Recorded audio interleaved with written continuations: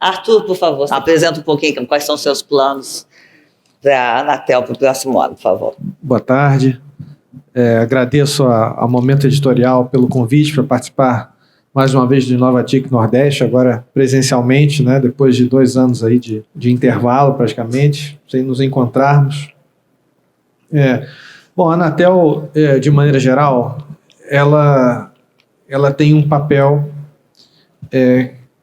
que vem mudando ao longo dos últimos 10 ou 15 anos, em que antes se focava muito na regulamentação de serviços. Então você focava, estabelecia o serviço, as suas regras, e todos que prestassem aquele serviço tinham que seguir aquelas regras, que é o que a gente chama de regulação ex ante, né? E tem passado por uma regulação ex post, quer dizer, uma regulação posterior, em que primeiro se avalia, quer dizer, estabelece a liberdade de ação como uma regra, e que se avalia, a partir do cenário concreto de mercado, o que seria, qual intervenção então seria necessário para corrigir alguma falha de mercado porventura existente. Esse fenômeno começou em 2002, 2004, 2006 na Europa. No Brasil chegou mais forte em 2010 e 2011, e ele tem sido progressivamente adotado pela agência. E isso a gente nota pelo conjunto de instrumentos reformados, digamos assim, por meio da agenda regulatória da agência. A Anatel trabalha com uma agenda regulatória, então de 2 em 2 anos ela publica essa agenda regulatória, já saiu de consulta pública há 2 semanas, a de 2023 e 2024, e nessa agenda é um sumário de tudo que vai ser feito nos próximos 2 anos, né? Tudo consta de lá. Inclusive, a revisão do Plano Geral de Metas de Competição. O Plano Geral de Metas de Competição hoje é a espinha dorsal de atuação da Anatel para a promoção da competição, né? No PGMC, que é esse plano, a Anatel ela estuda os diversos mercados relevantes de telecomunicações no Brasil, tanto na dimensão de produto quanto na dimensão geográfica. Então, na dimensão de produto, a Anatel vai analisar o mercado de voz fixa de um município, né? Ou analisar o mercado de transporte de dados em determinado município e entender se tem alguma empresa que domina aquele mercado ou se existe uma competição adequada naquele mercado. Então, por cada um desses mercados, em cada um dos municípios é feita essa análise, e os municípios, então, são divididos em competitivos, potencialmente competitivos, pouco competitivos e não competitivos. E a depender da situação do município e daquele mercado, a Anatel intervém mais ou menos intensamente, digamos assim, né? Isso a gente vai fazer uma revisão, né, nos próximos 2 anos do atual Plano Geral de Metas de Competição, na dimensão produto, para incluir novos mercados. Por exemplo, um mercado que não consta do PGMC, que vai passar a ser monitorado pela agência, é o mercado de MVNO, quer dizer, operador de rede móvel de atacado, né? Hoje não existe esse acompanhamento e isso vai passar a ser feito.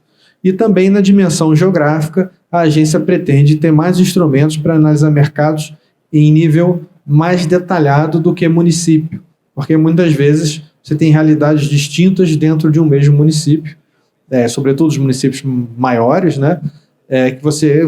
Dentro do mesmo município você tem áreas competitivas e áreas pouco competitivas. Isso acontece em grandes municípios, especialmente, você está falando de São Paulo, Rio de Janeiro e assim por diante. Temos um desafio grande de competição, sobretudo no mercado móvel, que vem passando por uma grande transformação estrutural, né? Tivemos, de um lado, né, a venda da Oi Móvel, né, que era a 4ª empresa de operação nacional. Essas operações, né, essa infraestrutura foi vendida para as outras 3 operadoras.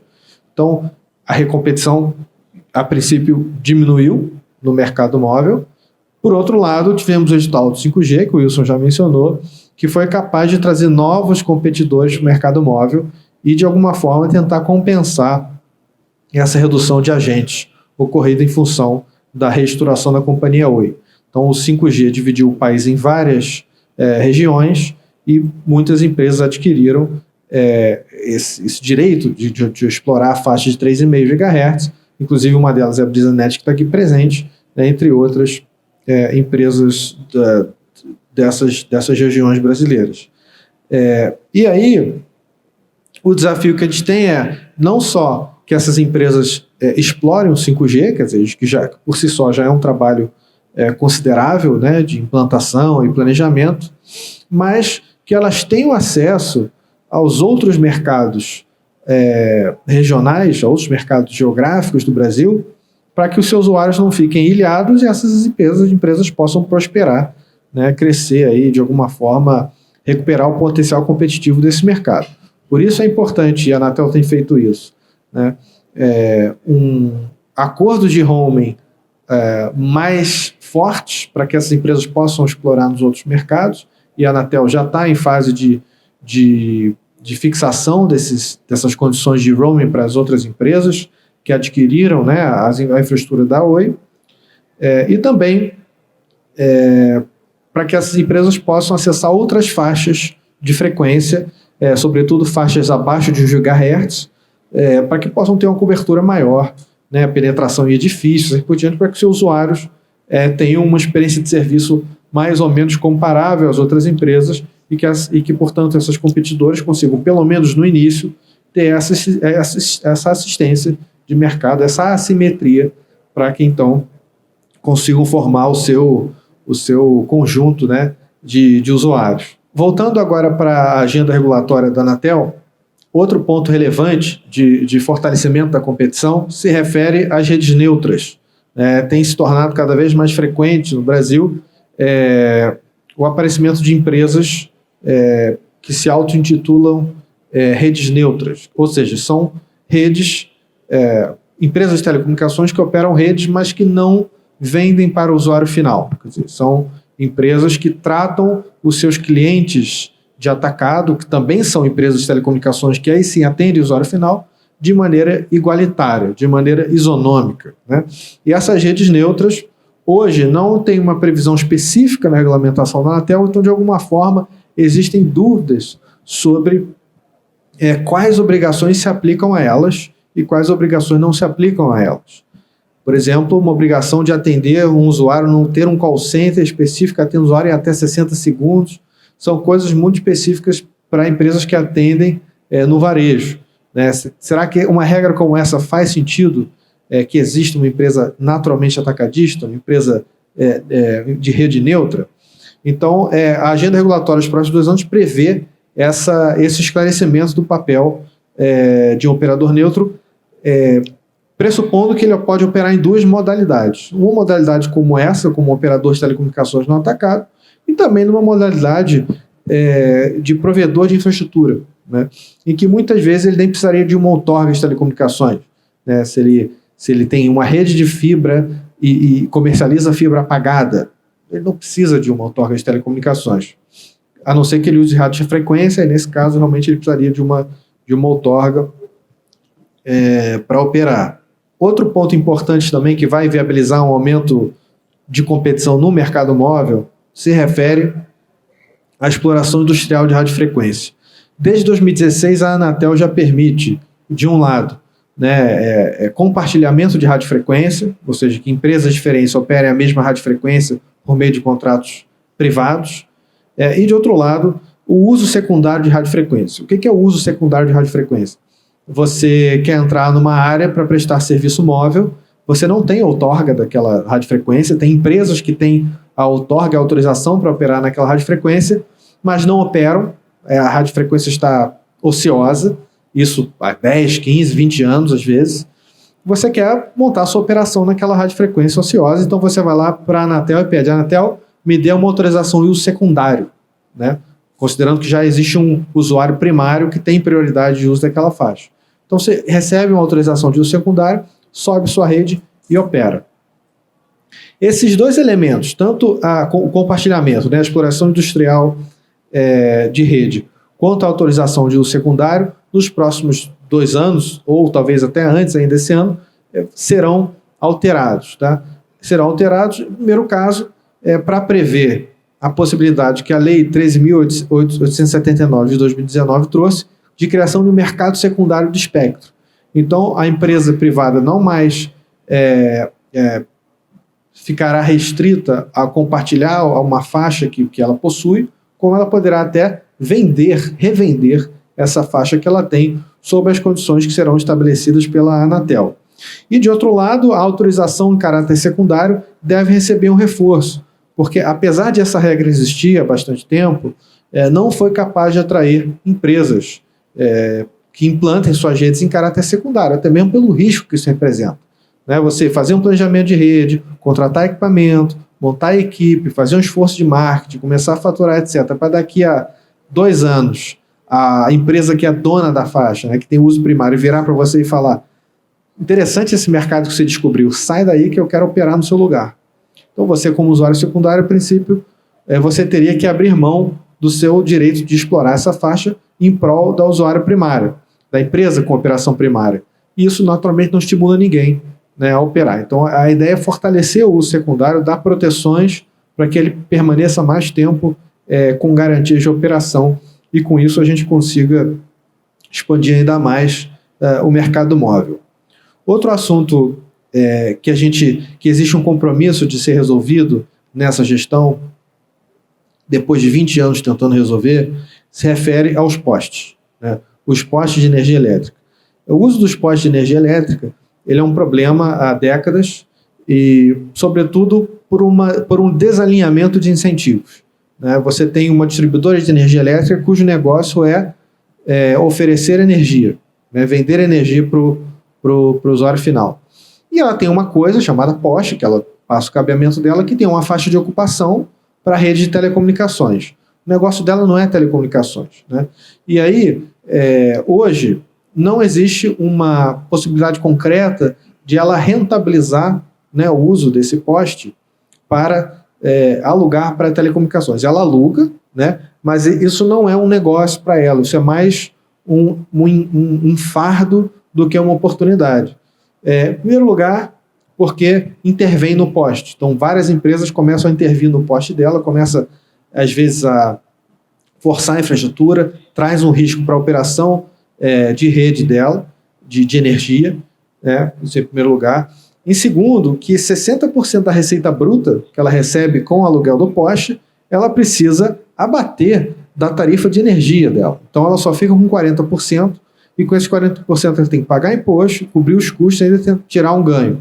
Então existe uma pressão das operadoras de telecom para cobrar mais barato pelo aluguel do poste, as empresas de energia querem cobrar o mais alto possível, mas se elas cobrarem quanto elas acham que devem cobrar para ter a margem de lucro que elas esperam ter, não existe nenhuma empresa de telecomunicações capaz de alugar, então o preço acaba sendo baixo. Como o preço é baixo, a empresa de energia não tem interesse em alugar, ela leva 6 meses, 1 ano para analisar um projeto de um provedor que apresentou para que quer usar o poste. O provedor não pode esperar, ele tem que atender o cliente. Então, muitos provedores implantam sua rede de maneira clandestina no poste para atender os clientes, ou ele faz isso ou ele morre. Então, ele implanta essa rede. E fica uma situação em que o provedor está clandestino, a distribuidora de energia não tem controle sobre o poste é aquela guernica, que você praticamente não consegue entender quem ocupa, e isso é um desincentivo para que esse mercado funcione de maneira eficiente. Então, é um compromisso dessa gestão, tanto o presidente Baigorre quanto o conselheiro Moisés, eu também participando disso, de revisar isso o mais rápido possível ainda nessa gestão e criar um ambiente decente para a exploração dos postes no Brasil. Já foi feita uma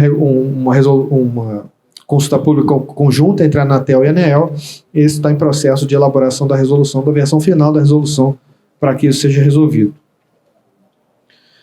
Um outro assunto, caminhando aqui já para o final da minha fala, da minha intervenção, se refere à própria telefonia fixa. Telefonia fixa é um serviço em desuso, nós temos concessões de telefonia fixa, essas concessões vão até 2025, e a gente está num processo de converter essas concessões em autorizações que são atos mais leves, sem muitas obrigações. Então, as atuais concessionárias, que são Oi, Embratel, Vivo, Algar e Sercontel, têm essa oportunidade de adaptar, transformar seus contratos em autorização.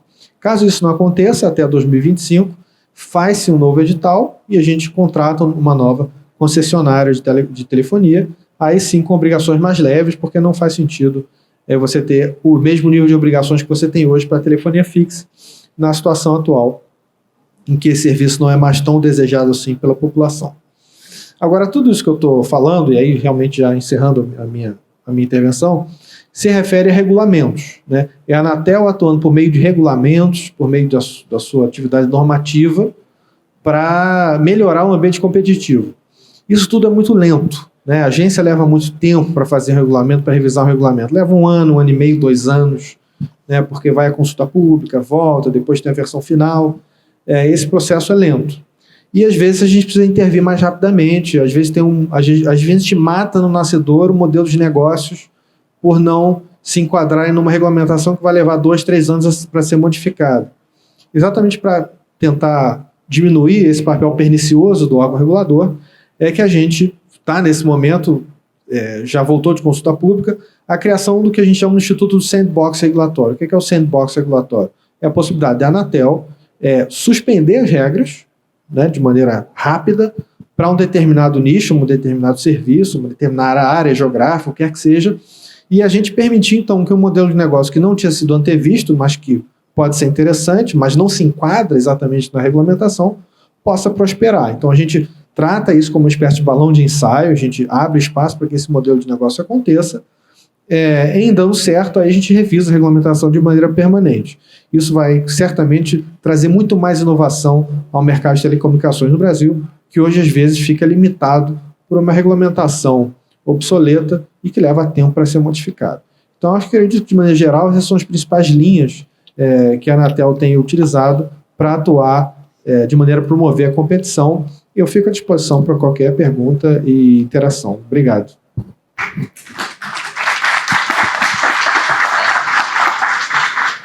Muito obrigada. Eu queria fazer uma provocação para o Arthur. Isso é só porque a Anatel resolveu fazer ex post, ou seja, só vai regular depois. Imagina se ela quisesse regular antes. É difícil.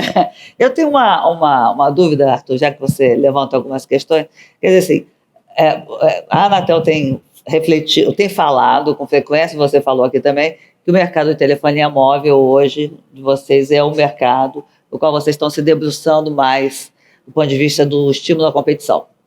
Né? Você falou aqui de algumas medidas do Plano Geral de Metas de competição e focou bastante na telefonia móvel. Então, deixa eu entender.